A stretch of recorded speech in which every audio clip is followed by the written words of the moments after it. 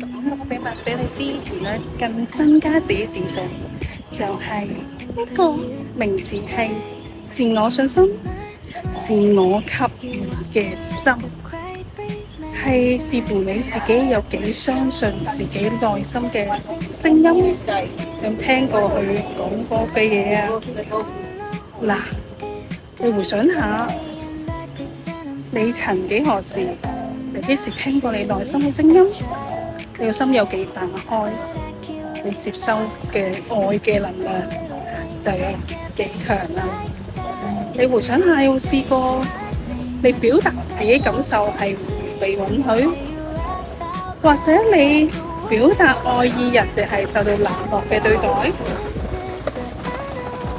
嗱，你越俾人嘅多次，越俾人暴力更加多次嘅，就越唔相信你自己，你就質疑自己嘅啦。